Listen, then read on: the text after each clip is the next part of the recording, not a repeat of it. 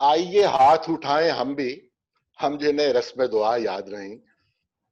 یہ اس لیے ذہن میں آ گیا کہ جی سے یہ دعا اٹھ رہی ہے کہ اللہ تعالیٰ مغربی پاکستان کی حفاظت فرمائے. کل کی تقریر ہم سب نے سنی نواز شریف صاحب کی، اور ہر طرف سنی گئی وہ، چاہے ہمارے نیشنل میڈیا نے اس کا مکمل بلیک آؤٹ کیا، لیکن پھر بھی وہ جو اب نئے میڈیمز آ گئے ہوئے ہیں ان پر ہم سب نے وہ تقریر سنی. اور تقریر وہ جلسہ تھا، ایک تحریک کا نقطۂ آغاز تھا، ایک اتنا بڑا جلوس تھا، جلسہ تھا، اور تمام سمتوں سے گجرانوالہ کے جتنے ڈسٹرکٹس ہیں آس پاس، وہاں سے قافلے کنورج ہو رہے تھے، اور کتنی رکاوٹیں تھیں، کہاں کہاں کنٹینر لگے ہوئے تھے، یہ سب باتیں پیچھے رہ گئی. حتیٰ کہ مولانا کی تقریر اکلپس ہو گئی، جس پہ لوگ بڑی توقع لگائے بیٹھے تھے کہ یہ کھل کے بات کرتے ہیں اور کریں گے آج بھی. اور اسی طرح باقی تقریریں بھی پس منظر میں چلی گئی. نواز شریف صاحب نے ایسی گفتگو کل وہاں کی. ابھی میں دیکھ رہا تھا ٹی وی پر کہ عمران خان صاحب وزیر اعظم اس تقریر کا جواب دے رہے تھے، اور گو کہ اس ساری تقریر میں ان پہ کوئی الزام نہیں تھا، الزامات کی ساری فہرست جو تھی اس کا رخ کسی اور جانب تھا. لیکن پھر بھی اب خان صاحب کے ذمہ یہ ڈیوٹی ہے، انہیں ہی کرنا ہے، کیونکہ وردی میں لوگ تو اس معاملے میں اب کہاں تک جا سکتے ہیں. وہ ایک آدھی بات تو کر لیتے ہیں اور اس سے کچھ لوگ خبریں بنا لیتے ہیں، لیکن اس معاملے میں وہ ان کا کردار بس یہیں تک ہو سکتا ہے. اس سے آگے تو بالکل ہی ہلڑ بازی شروع ہو جائے گی اور بھنگڑ خانہ بن جائے گا یہ ملک. تو بہرحال وہ تقریر اس کے اوپر کر رہے تھے جس تقریر کو ہم نے دیکھا نہیں ہے، اس کا جواب دے رہے تھے. میں کیونکہ کل وہاں پر موجود تھا، اس لیے میں دو فکرے آپ کو صرف بتانا چاہتا ہوں. وہ سما کیا تھا، وہ کیفیت کیا تھی، کیونکہ ہم نے بھی میرا خیال ہے محترمہ فاطمہ جناح کے بعد جو کچھ ہوا پاکستان میں اس کے تو ہم چشمدید گواہ ہیں، اور جلسوں کے بھی جلوسوں کے بھی ہم نے سب اپنی آنکھوں سے آپ سب نے دیکھ رکھے ہیں.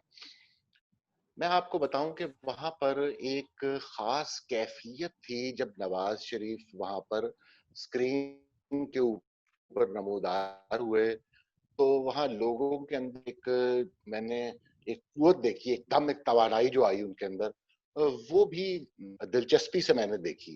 لیکن اس سے آگے جب انہوں نے اپنی تقریر میں براہ راست گفتگو شروع کر دی قمر جاوید باجوہ صاحب سے، تو آپ یقین جانیے کہ لوگ ایک دوسرے کی طرف مڑے، جن میں بھی شامل تھا، اور انہوں نے ان نظروں سے دوسروں کو دیکھا کہ بھائی جو میں نے سنا ہے آپ نے بھی وہی سنا ہے کیا.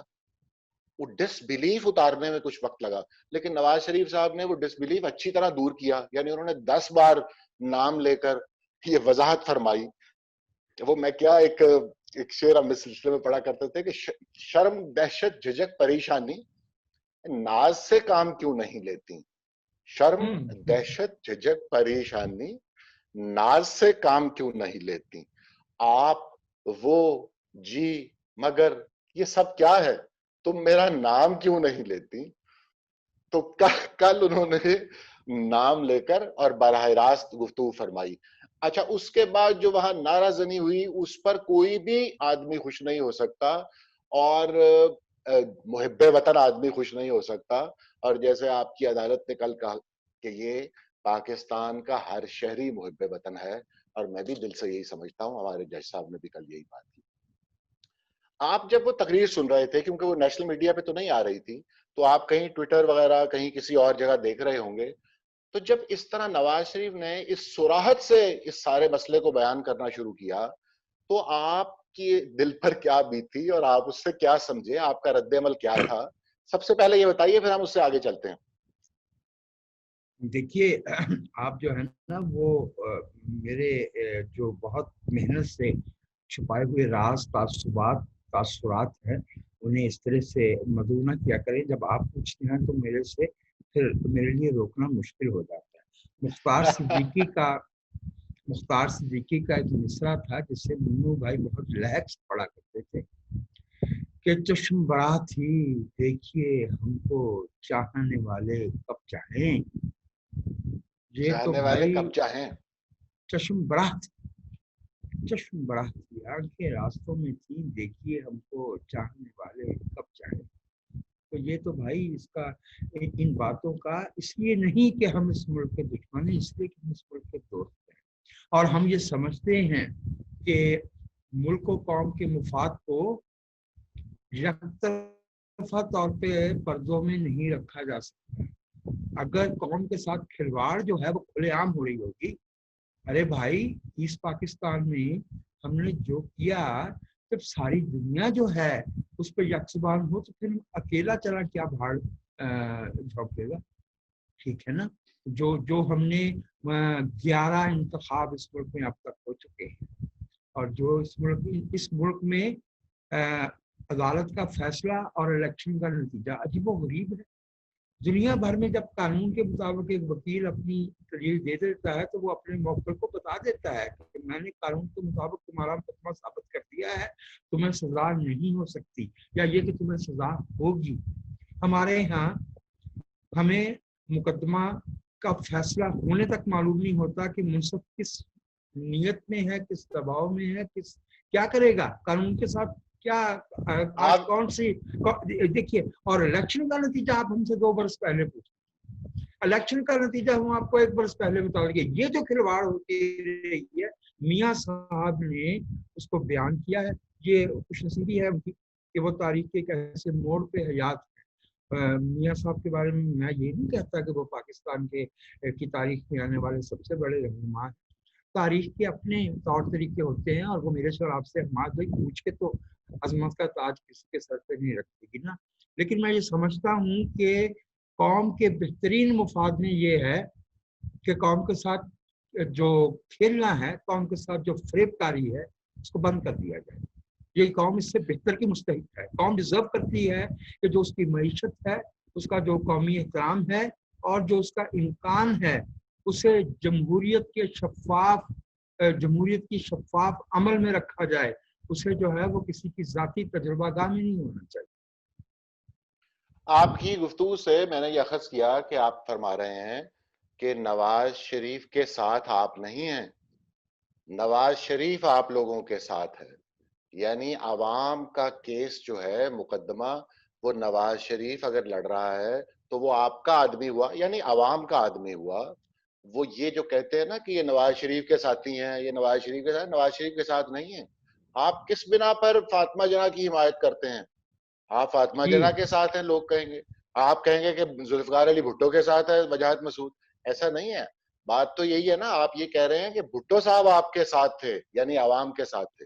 जब तो थे, जो आपके साथ जब है, जब जी तब जब थे, हुए आवाम के साथ तो जब आपकी हुए तो एहतराम का दर्जा उनको मिलेगा। जब अल्टीमेट रिस्पेक्ट जो है वो एक लीडर को तभी मिलेगी ना जब वो लोगों की उमंगों को, एस्पिरेशंस को रिफ्लेक्ट करेगा। मैं आपको मजे की बात बताऊं, शायद हमाद भाई आपके इल्म ही में हो, यानी मैं किसी बदनीयती से ये बयान नहीं कर रहा या कुताना ज़नी नहीं कर रहा, मैं तारीख का इर्तिका बयान कर रहा हूँ। 1965 में, चूंकि अभी आपने मुसलमान फातिमा जरा का बार बार जिक्र किया, तो जो 2 जनवरी 65 को इंतखाबात हुए थे, ये जो कल बहुत पाकिस्तान का काबिल फख्र शहरी और हमारे शहर का बेटा, मेरा ताल्लुक गुजरांवाला से है, खुर्रम दस्तगीर मेज़बान भी थे, और उसमें आपने देखा कि वो उसकी जो है वो उसको कंपेयर भी कर रहे थे, उस जैसे को चला भी रहे थे। इनके वालिद मोहतरम खान गुलाम दस्तगीर खान साहब जो है वो अयूब खान के साथी थे, और बहुत सख्त ज़बान इस्तेमाल किया करते थे फातिमा जना के लिए। ये तारीख का और जमहूरियत का इर्तिका है और सफ़र है कि जिस ग्राउंड में, जिस शहर में मोहतरमा नसीब भुट्टो को के बारे में बड़ी बदजुबानी की गई थी 77 एंड ऑनवर्ड, वहाँ पे जो है वो बिलावल भुट्टो के को जो है वो गुलाम दस्तगीर खान साहब के साहबजादे ने और उनकी वालदा के बारे में बड़े अच्छे कलमात के साथ मदद किया। ये जमहूरियत है। जमहूरियत में एलिमिनेट नहीं किया जाता। जमहूरियत में मकालमे के जरिए उस लम्हे का इंतजार किया जाता है जहां आप मुझे या मैं आपको ये यकीन दिला दूं कि साहब हमारी जाती दुश्मनी नहीं है, हमारे मुल्क का मुफाद ये चाहता कि हम इस रास्ते पे चले और इस रास्ते से गुरेज करें। अब आप देखिए कि आपने जो बात की नवाज शरीफ साहब के हवाले से, और हमने कह दिया कि वो अब आवाम के साथ खड़े हैं, तो वो आवाम के हीरो हैं, मतलब इस नजर से देखें तो। लेकिन बात यह है कि जब उन पर एतराज भी आज किया जाता है और उनके डिट्रैक्टर्स जो हैं, उनके नाक़िदीन, जब कोई नुक्ता एतराज उठाते हैं तो वो क्या होता है, वो कहते हैं ये ज़ियाउल हक की गोद से परवान चढ़ा है। تو میں ہمیشہ اس بات پر میرے ذہن میں آتا ہے کہ آپ یہ کہہ رہے ہیں اس طرح تو اسلامی تاریخ کے بڑے بڑے اکابرین جو ہیں ان کے بارے میں بھی آپ یہ بات کہہ سکتے ہیں کہ بھئی وہ کہاں سے آئے اور کیا ہو گئے. اور اس طرح جب وہ نابالغ تھے سیاسی طور پر, اور جس طرح کہتے ہیں نا بچے جو ہیں they wet their beds, تو کچھ لوگ ہیں جنہوں نے آج تک پیمپرز باندھے ہوئے ہیں اور نواز شریف نے اتار دیے وہ پیمپرز. تو اب اس اجازت معاملے دیں کو گے کس نظر سے دیکھا؟ جی جی بالکل آپ بات کیجیے اس پر. حماد بھائی, میں نے آپ کی اجازت سے شیئر کر رہا ہوں. دیکھیے نواز شریف صاحب کو کیا تانا دیا جاتا ہے کہ وہ ضیاء الحق اور جنرل غلام جیلانی کی گود میں پلے تھے. بھٹو صاحب کو کیا تانا دیا جاتا ہے کہ وہ 8% ایوب کے وزیر رہے تھے. ارے بھائی, صرف یہ تانا دینے والوں سے یہ پوچھ لینا چاہیے کہ آپ ان کے فعل کی تائید فرما رہے ہیں یا تنقید کر رہے ہیں, اس لیے کہ وہ جہاں سے گزر کے آئے ہیں اب آپ اس مقام پہ بیٹھنے کا جواز تراشنا چاہ رہی ہیں. اگر وہ برا تھا تو آپ کا یہی فعل جو ہے وہ اپنے وقت کے جو ہے وہ اس پہ تھے صدر نشین طرح ظاہر ہے کہ یوفیمزم ہے نا.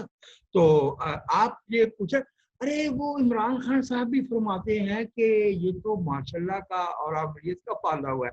ماشاء اللہ کے بارے میں یا عامریت کے بارے میں جب میری نسل کے لوگ جو ہے وہ سخت لہجے میں بات کرتے ہیں تو اس کی ایک بنیادی وجہ ہے حماد بھائی, عامریت وہ ذلت ہے جس میں قوم کے کسی فرد کا وقار قائم نہیں رہتا.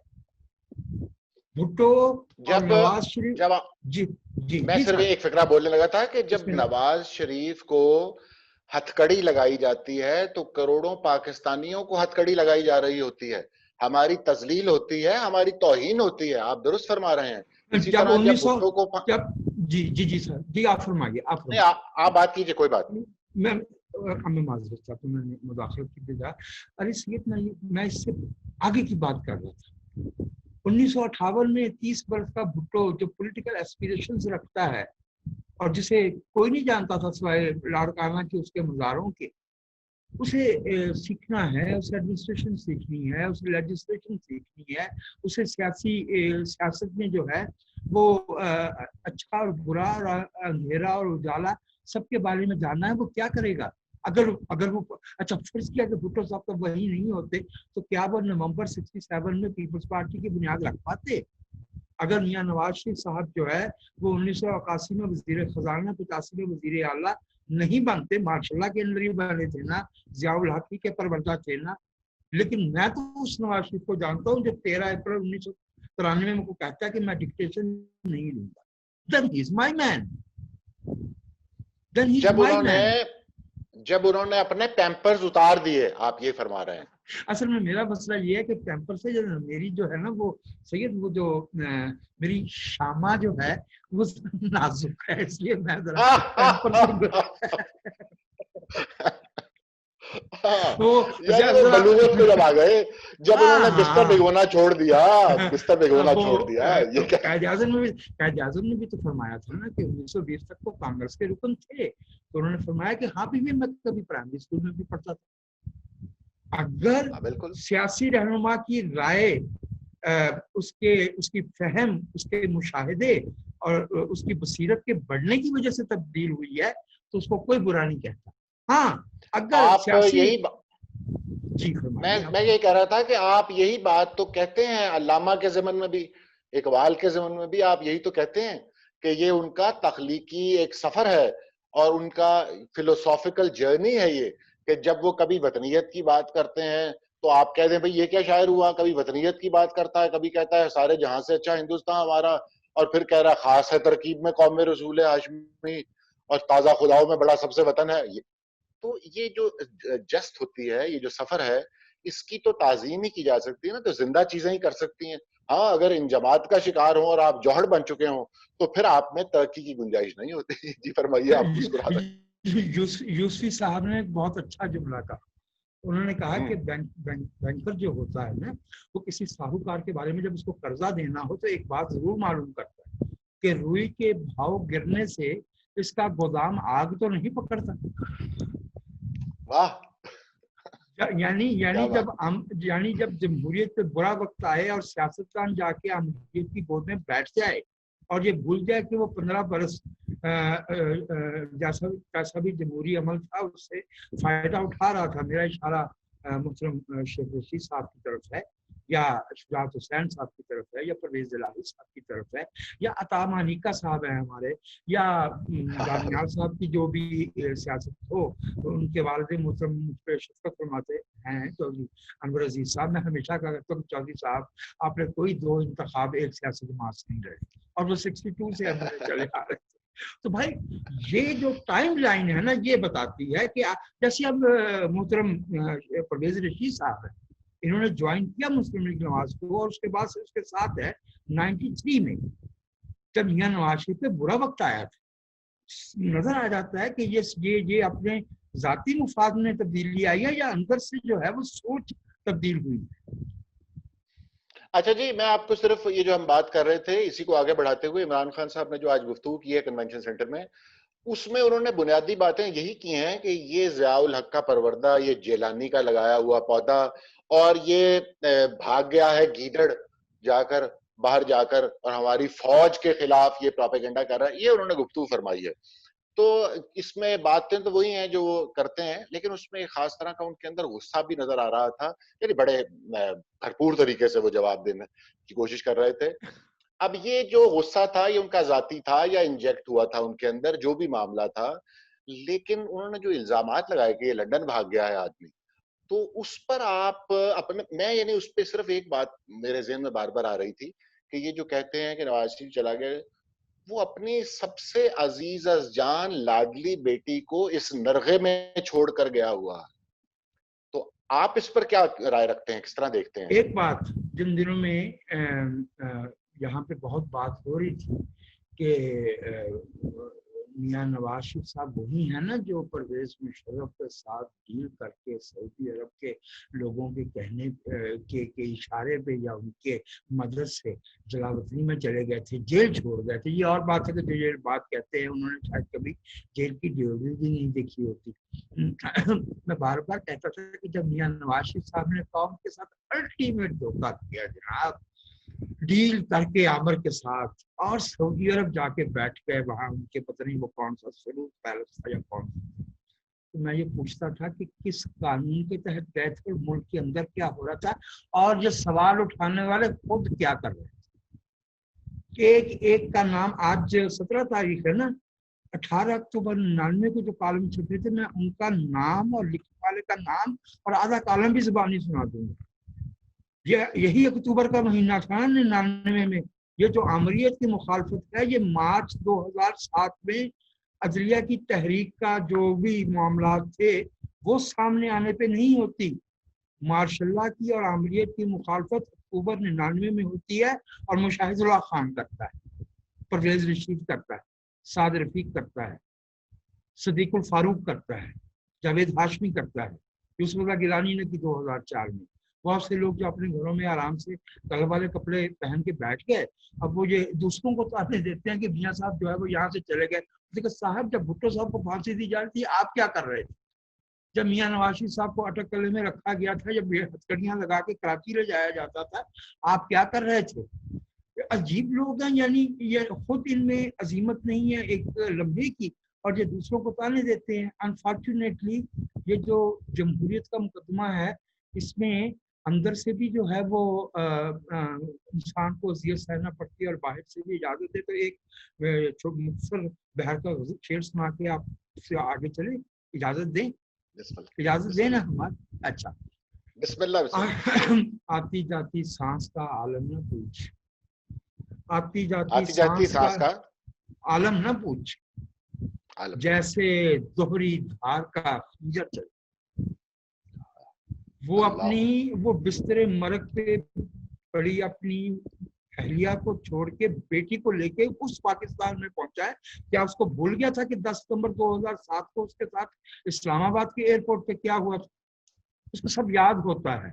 ये बहुत वो लोग करते हैं जो खुद जो है वो सिर्फ सरकारी गेस्ट हाउस में। अब पंजाब हाउस मौजूद है ना, वो चकली राजगंज वाला, अब वो प्रेस कॉन्फ्रेंस नहीं कर रहा, मुझे कभी समझ नहीं आई कि 2017 में चौधरी निसार अली खान साहब प्रेस कॉन्फ्रेंस किसको मुखातिब कर रहे थे। हाँ, मैं जरा आपको हमारा वक्त का मामला भी है, ये देखिए हम यानी बात ये कर रहे हैं कि आपने जितनी भी मिसालें दी लोगों की, और हम वैसे भी जानते हैं, हमने ये गुफ्तगू जैसे पहले भी हम कह रहे थे कि खेतों खलियानों में हमने सुनी है, चौपालों बैठकों में सुनी है, थड़ों में सुनी है। नवाज शरीफ साहब ने सिर्फ ये किया कि वो 70 साल की गुरु को इकट्ठा करके उन्होंने वो आवाम के सामने पेश कर दिया। ये मुकदमा तो वही है ना जो आप जिस तरह कह रहे हैं मादर मिल्लत या सोहर वर्दी या फजला की, वही मुकदमा है जो चलता चला जा रहा है।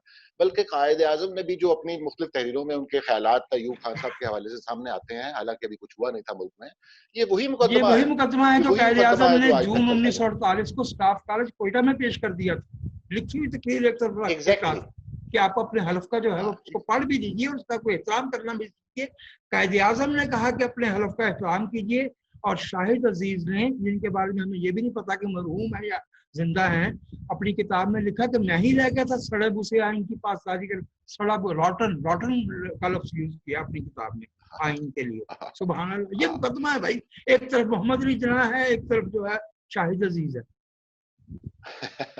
अच्छा, वही मुकदमा है, वही फिक्रा है, वही जुमला है हू बहू जो आज नवाज शरीफ बार बार बोलते हैं कि अपने हलफ की पासदारी कीजिए, आइन की पासदारी कीजिए, अपने हुदूद में रहिए। तो वही खड़े हैं हम एग्जैक्टली।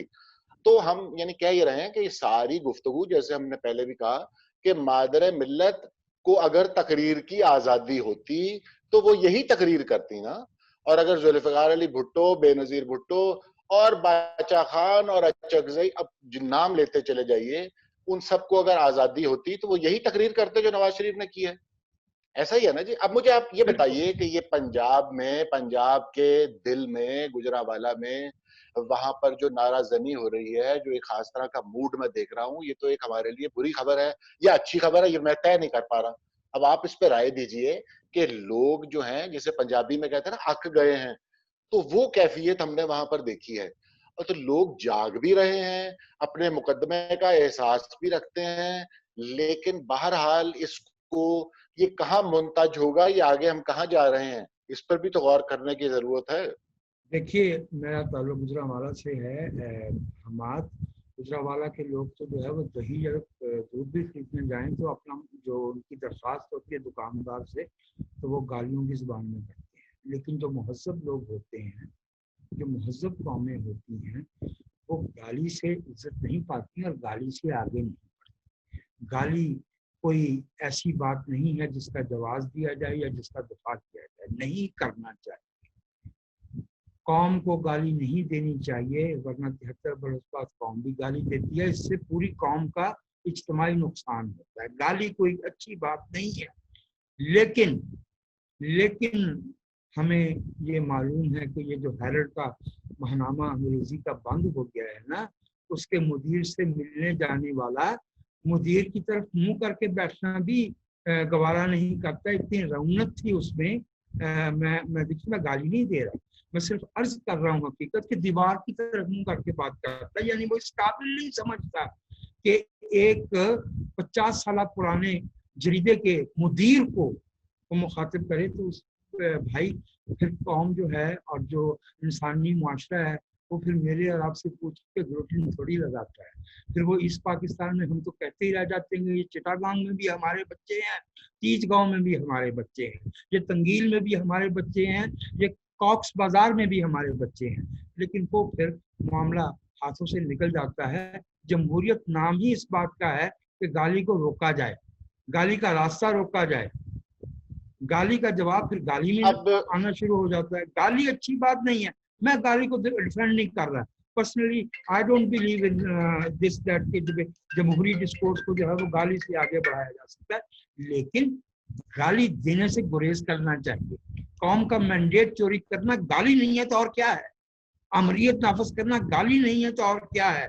हमारे मुल्क की बहनों बेटियों को ये कहना कि ये ग्रीन कार्ड लेने के लिए रेप करवा लेती हैं, साहब आप पूरी कौम का रेप करते हुए कहीं जाके छुप गए, आप में इतनी हिम्मत नहीं है कि आप वापस आए? और आपको छुपाने वाले भी मौजूद है और कौम जानती है। ابھی میاں صاحب نے وہ قصہ تو بھی بیان ہی نہیں کیا، وہ قصہ تو بھی اب میں نے آپ سے عرض کیا اب کہ یہ تو یہ آپ درست کہہ رہے ہیں، آپ درست کہہ رہے ہیں کہ قوم کی اہانت کی گئی ہے اور بار بار کی گئی ہے، اور ایک وقت آتا ہے کہ لوگ کہتے ہیں دیٹس اٹ، اب یہ بس کر دیجئے آپ. تو ہمیں یہ لگتا ہے کہ وہ لمحہ آن پہنچا ہے، اور گفتگو ختم کرتے ہیں یہیں پر اس شعر کے ساتھ کہ ایک مار کا بہار و خزاں میں ہے ان دنوں، واہ واہ واہ، ایک مار کا بہار و خزاں میں ہے ان دنوں، ہم سب جواں مذاق بہاروں کے ساتھ ہیں. واہ واہ واہ، سلامت رہیے ہم، سلامت.